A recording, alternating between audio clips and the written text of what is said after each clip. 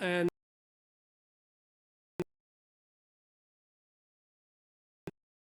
brand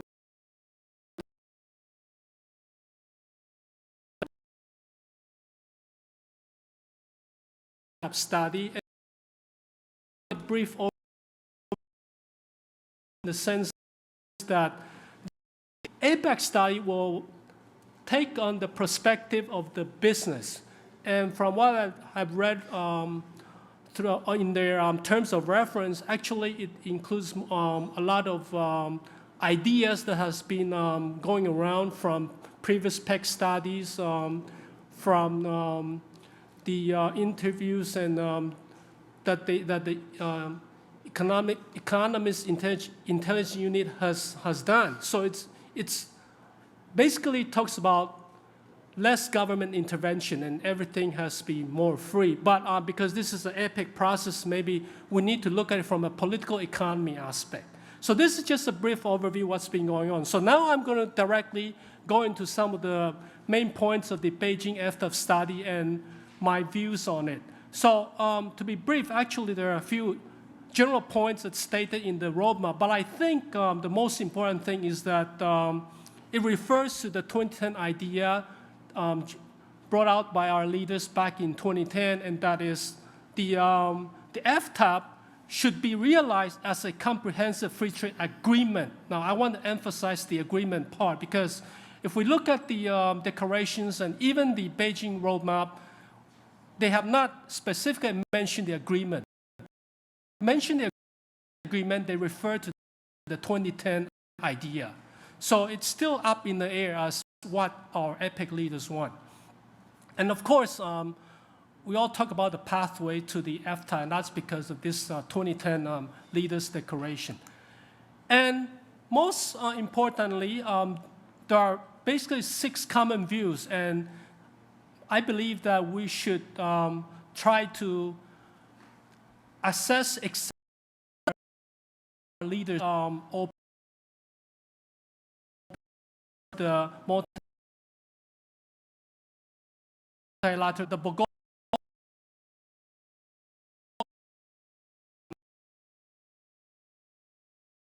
the non-binding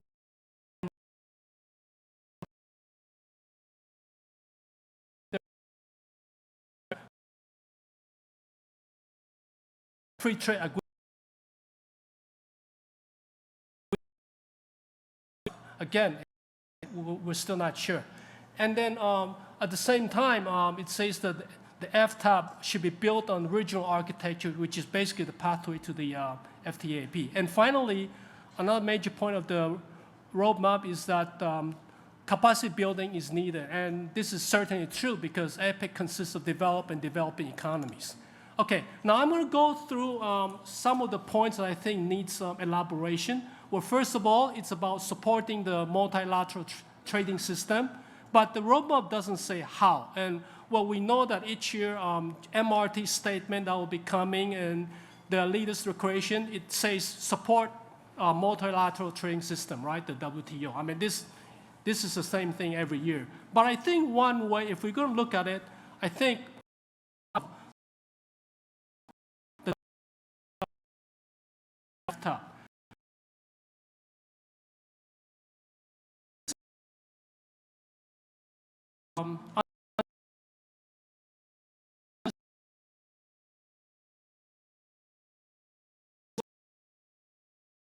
Plan for implementation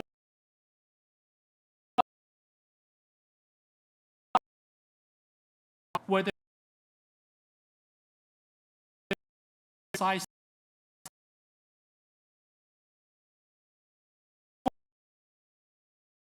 advancing the institutional building. The will be assisting the goal. And point number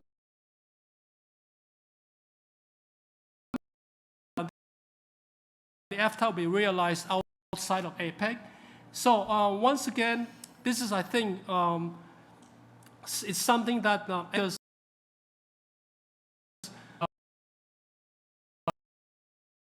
APEC, I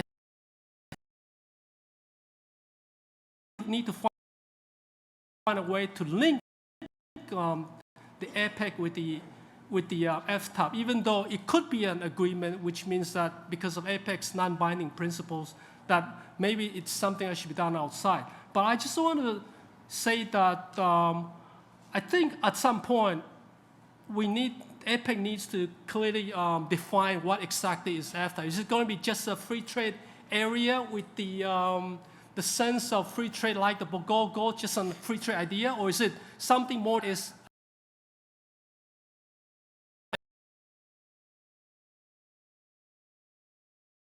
the model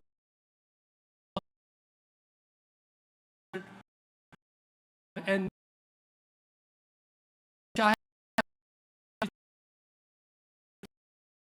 is it just a idea like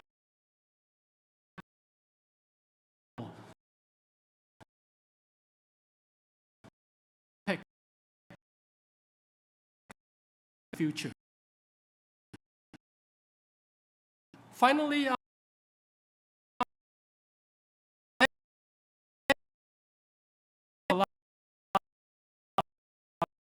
and then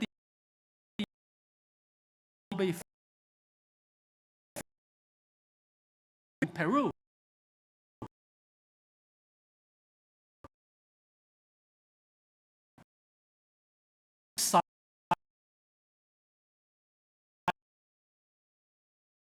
The APEC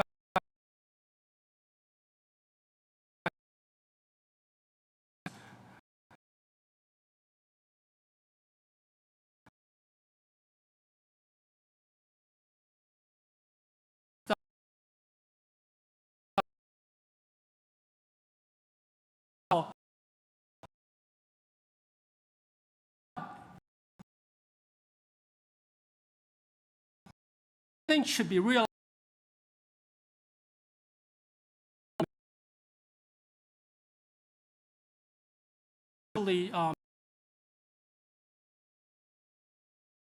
be something that would really be comprehensive and of high quality.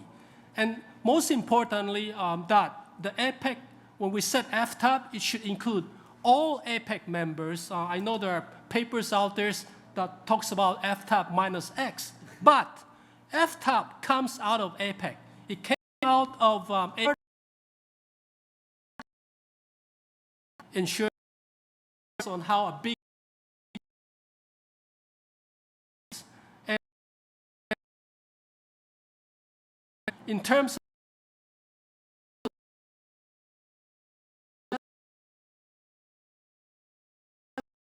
including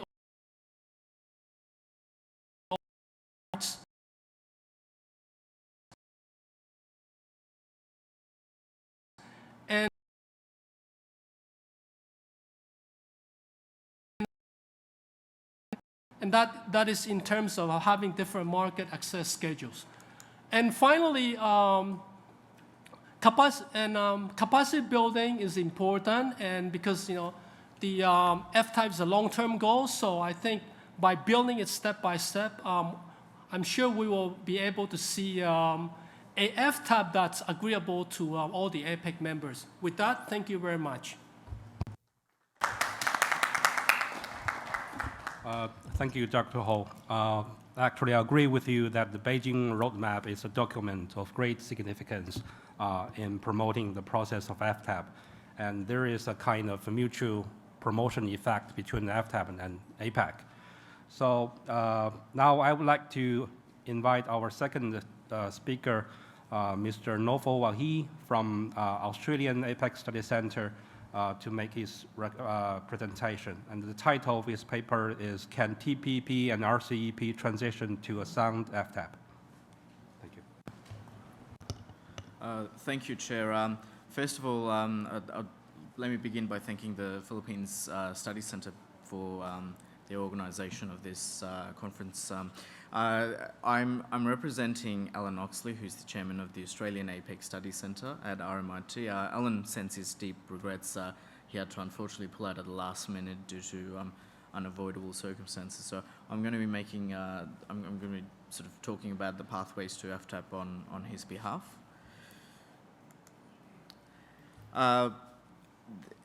So in thinking about the pathways to FTAAP, it's evident that, you know, existing regional free trade agreements such as the TPP and RCEP are building blocks from which to work, but there are also key differences between them, which needs to be taken into account. It's very important in terms of thinking about FTAAP. A successful FTAAP must also account for the various or varying patterns of growth and liberalisation amongst different APEC economies.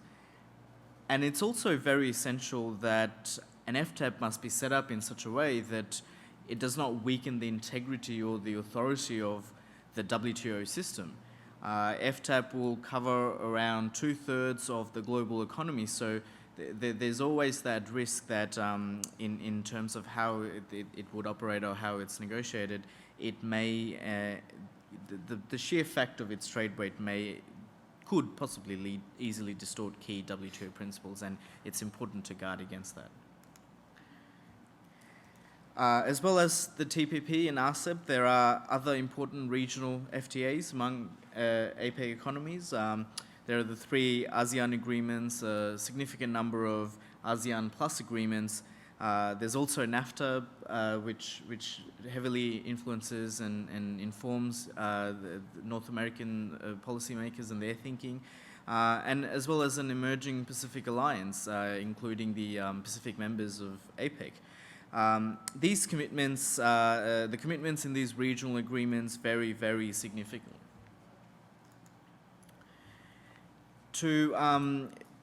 Just to sort of focus on that point a little bit, those regional agreements vary in terms of their coverage on investment issues, on intellectual property commitments, on coverage on services, rules of origin, government procurement, as well as creating some new rights to regulate trade, adds new elements such as provisions on state-owned enterprises and competition.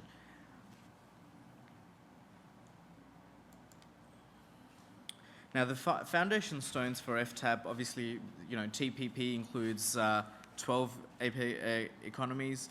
RCEP includes 16 economies from the region, which leaves 4 remaining APEC economies that are not covered by those 2 agreements, and that's Hong Kong, Chinese Taipei, Russia, and Papua New Guinea. The key for an FTAAP to emerge,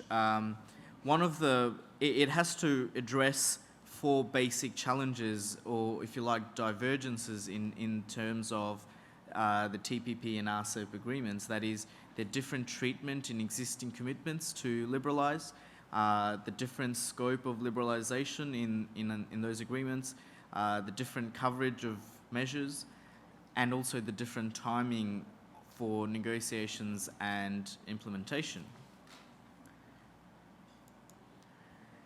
In terms of the different treatment in existing commitments, ASEAN provides slower phase-in rates to reduce barriers in trade in goods and services.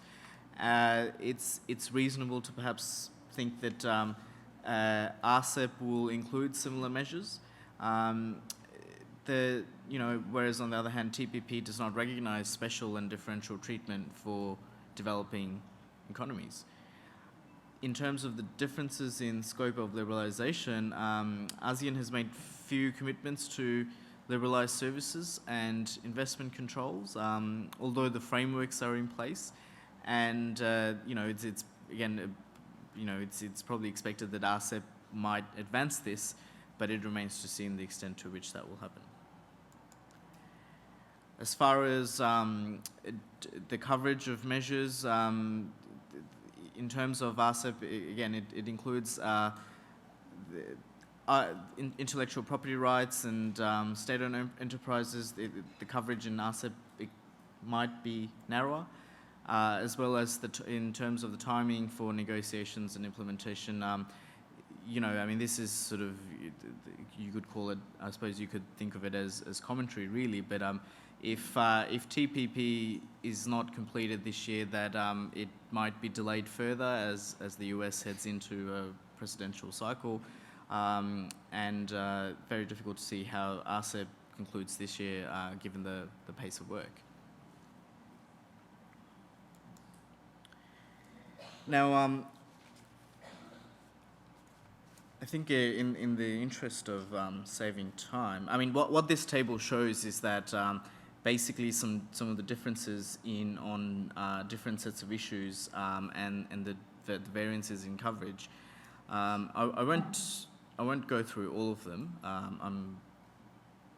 In the interest of saving time, I'll just skip to sort of the main, I guess, the important part of the thinking about pathways to FTAAP. I mean, if you think about the strategies of how an FTAAP is likely to emerge, I mean, the one strategy is sort of taking a building blocks approach, which is also, kind of, I suppose, reflects some of the official.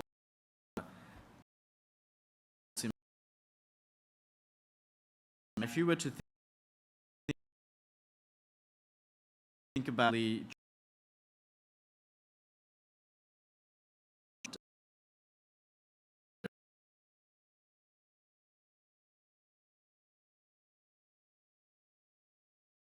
that is in tab B or APEC 1,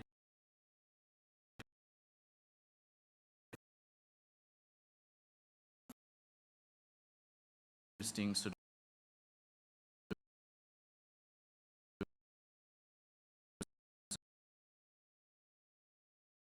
of think about.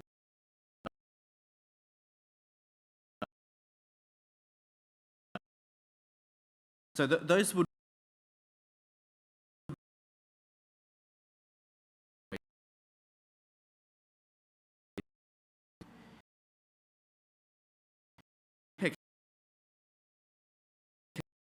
international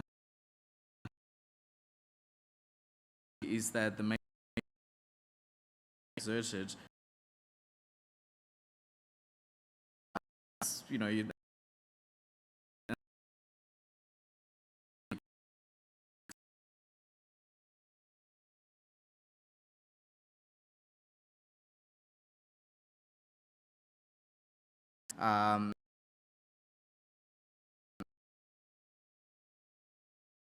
the world's full. I mean,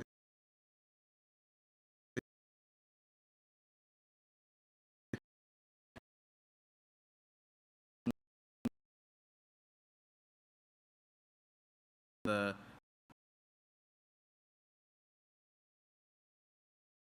motion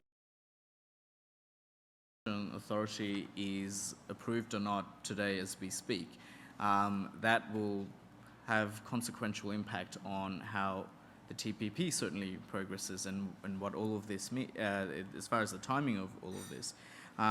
Clearly, it would be a great disappointment to the Obama administration if it is not completed while he's in the White House. On the other hand, it could be said that a delay in the fast track authority and consequent delays it may have on TPP may have some benefits in that it gives APEC policymakers or policymakers in general a bit more time to really think through how the FTAAP work will progress and come to the outcomes will be delivered. So some of the very thorny questions touched on will probably be easier to address if time isn't considered to be, if we don't feel like we're hard pressed for time. So, thank you.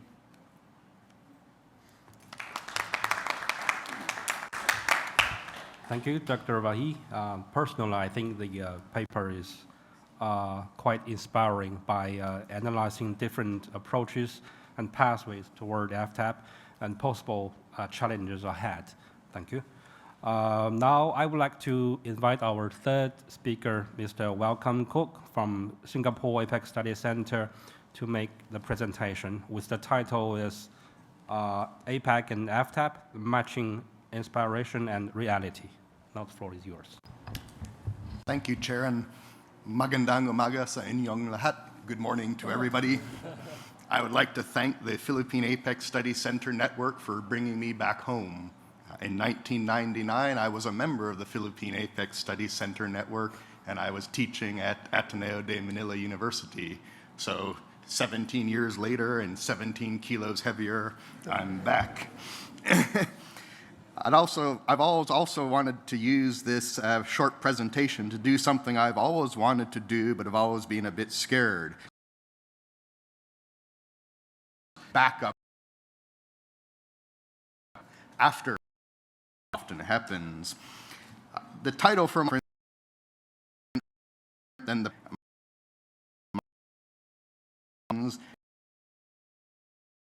and 2 servings of humble pie that wasn't served at the coffee break.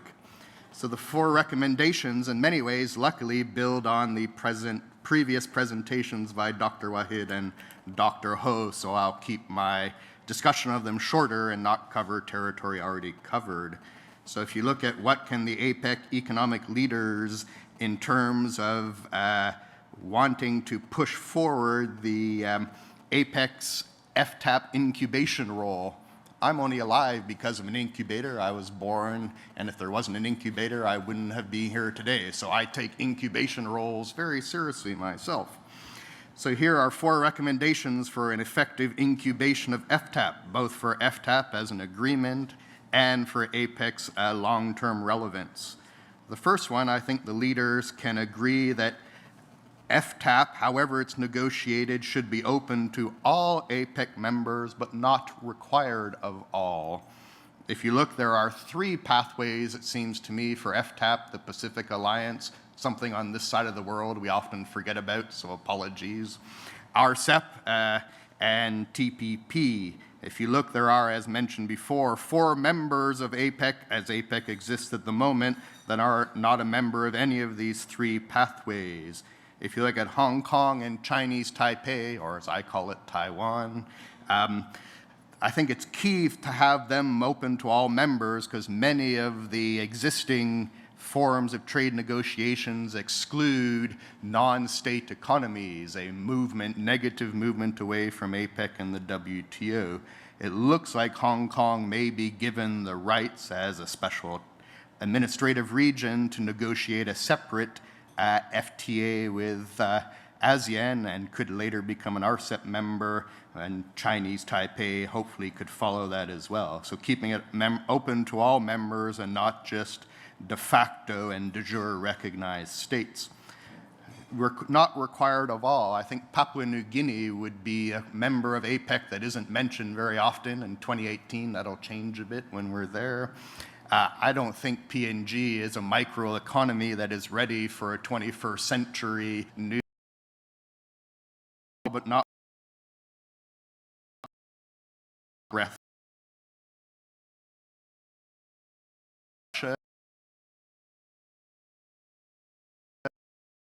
A member of a customs union already, that could really provide an interesting quirk to Russia's interests in FTAAP as well. So open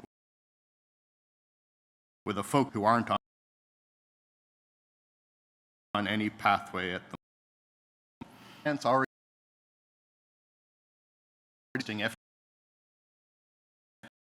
them better than the parts that were there before.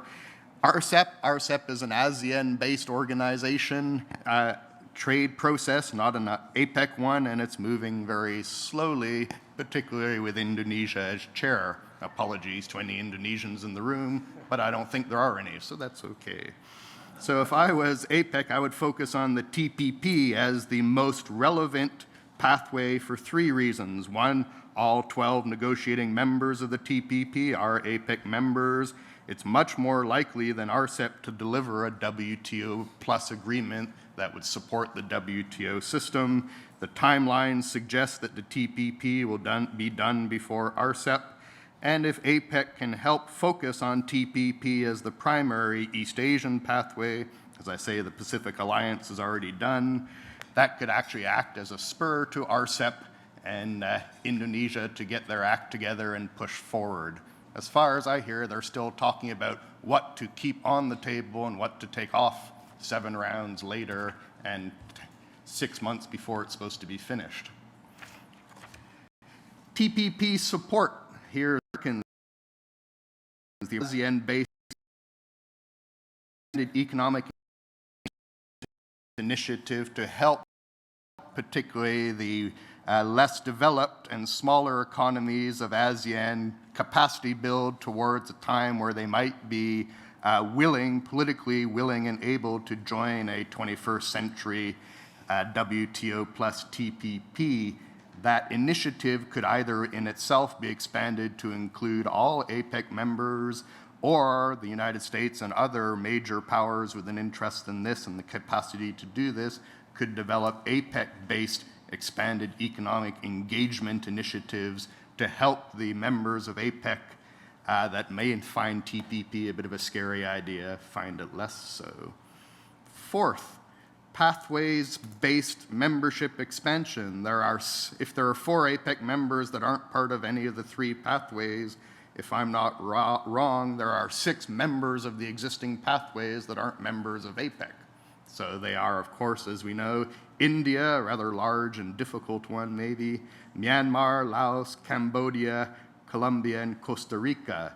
If FTAAP does want to be the eventual end product of these 3 pathways, it could do, as in the case of RCEP, establish APEC membership as a prerequisite towards FTAAP membership and open it up to those 6.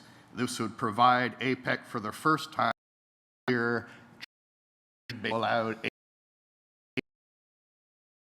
APEC's members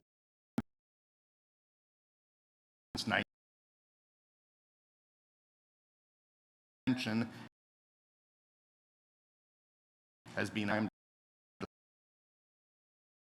it up. Servings of humble pie, or buko pie if you prefer.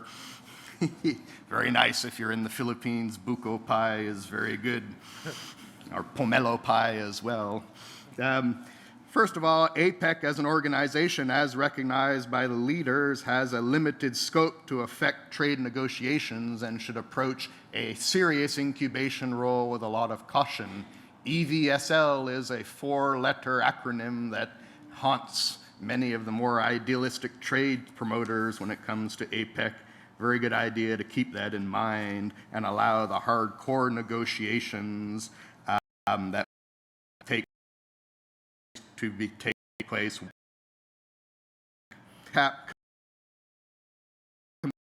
Particularly after China's focus on it as the main deliverable of its second chairmanship, should be recognized that FTAAP in origin and goal is a repudiation of a maximalist idea of open regionalism that it was of the from creating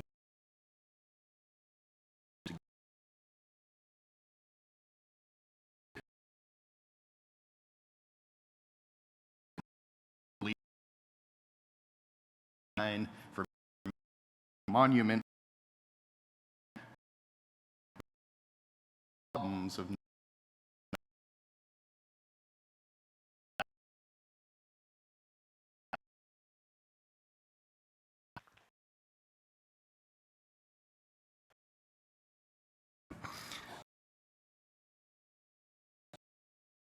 for the speaker,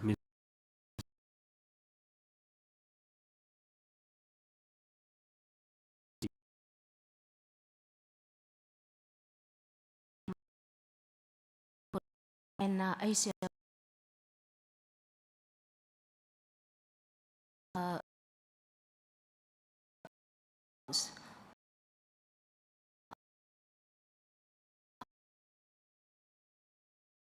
commitment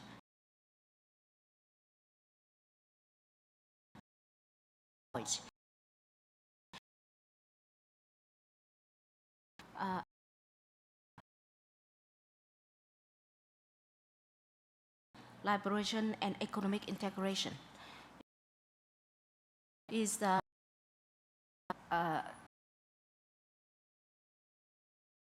union. APEC is not custom union, and ASEAN is the same.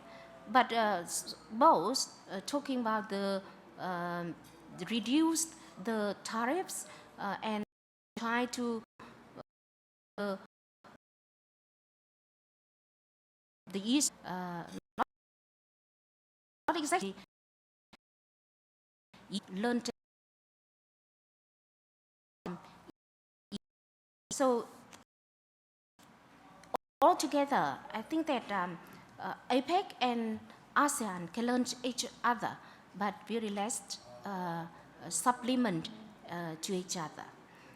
And also the other issue is that now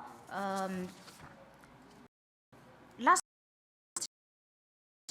within, I think that also within APEC, the gap among the members and within ASEAN as well, and both have the programs to support exists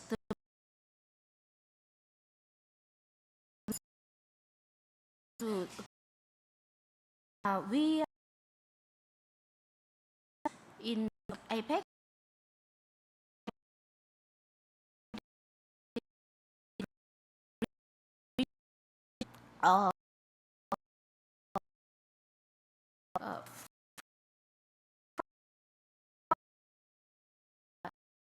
so it's also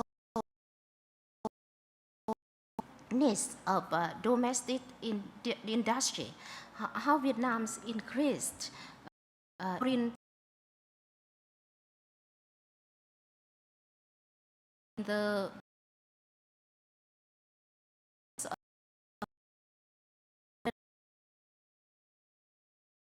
but it's still more high priority in the agendas of APEC this year and after. Thank you.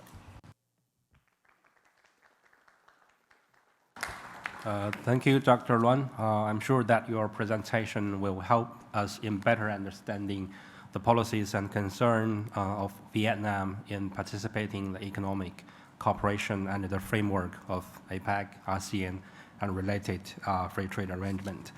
Okay, now I would like to invite our last speaker of the session, Mr.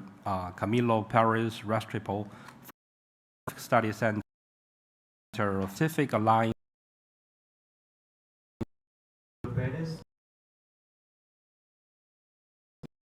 This conference.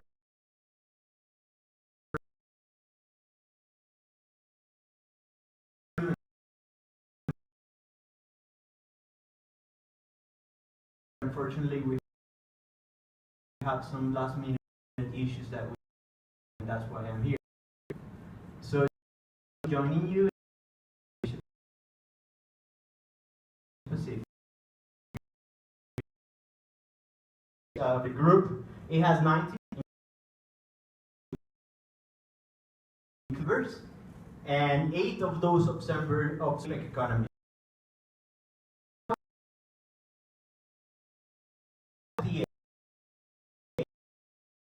On the general agreement on trading services. So we are liberalizing even financial services and communication services that are often excluded from these. That's a very also and relations with other APEC economies individually. So that's certainly a challenge, but at the same time, a very big opportunity for the Pacific Alliance to establish such common strategy as to approach the Asia-Pacific region. The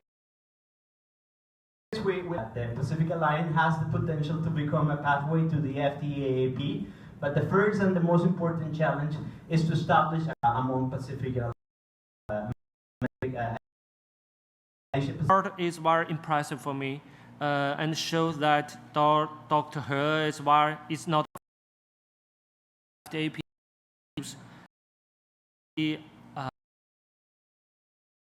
Of those skills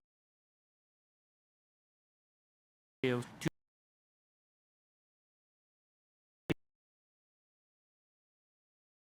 so I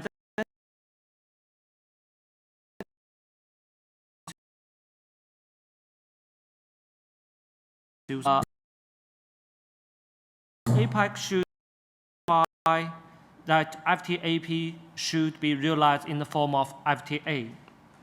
APEC's FTAAP agreement could be a hybrid agreement, part of the TPP and part of APEC's FTA with whom, let alone the details of those. So can really support each other, supporting developing countries in the Pacific. If you have is the possibility or maybe even the likelihood that what we will get instead of a single agreement